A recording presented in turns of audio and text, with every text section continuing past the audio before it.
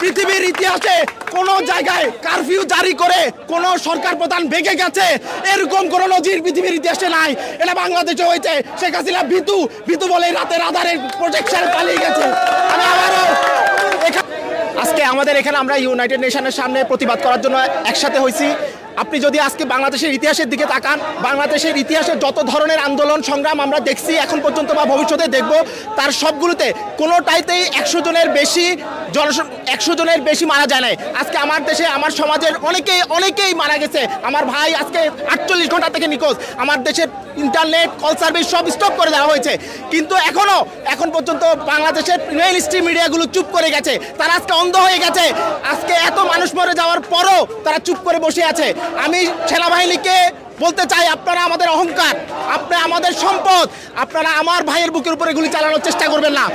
আর যদি চেষ্টা করেন আমার এখান থেকে পাঠানো রেমিটেন্সের টাকায় আপনি যে অস্ত্র কিনেছেন সেই অস্ত্র দিয়ে যদি আমার ভাইয়ের উপরে একটা গুলি চালান তাহলে এর পরিণাম ভালো হবে না। বাংলার মানুষ আপনাকে ক্ষমা করবে না। যুদ্ধ অপরাধ ট্রাইব্যুনালের মতো আরেকটা ট্রাইব্যুনাল করে বিচার করা হবে। আপনারা আমাদের সম্পদ, আপনারা আমাদের অহংকার, সেনাবাহিনী আমাদের অহংকার। কেউ কোনোদিন কোনো ট্যাঙ্ক থেকে কোনো গুলি চলবে না। আমি আবারও বলতে চাই, আমার ভাই নিখোঁজ। আমি জানি না আমার টাকায় দেশ চলে, আমার টাকায় আপনি ব্রিজ করেন, আমার টাকায় সব করেন।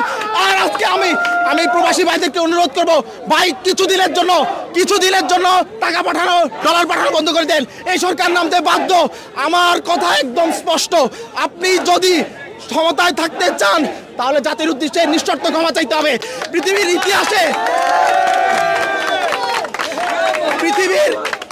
ইতিহাসে কোন জায়গায় কারফিউ জারি করে কোন সরকার প্রধান ভেঙে গেছে এরকম কোন নজির পৃথিবীর ইতিহাসে নাই।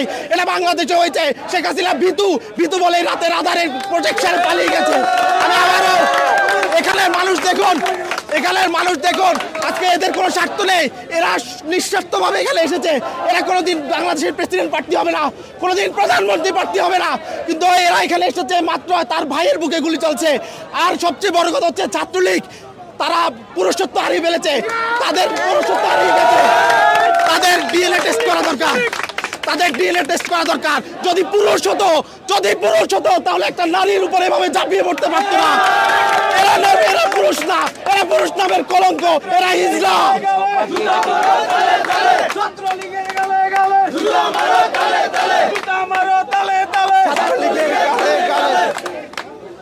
আমি আবারও আমাদের প্রবাসী ভাই যে যেখানে আছে, সৌদি আরব, কাতার, কুয়েত, আপনারা বন্ধ করে দিন।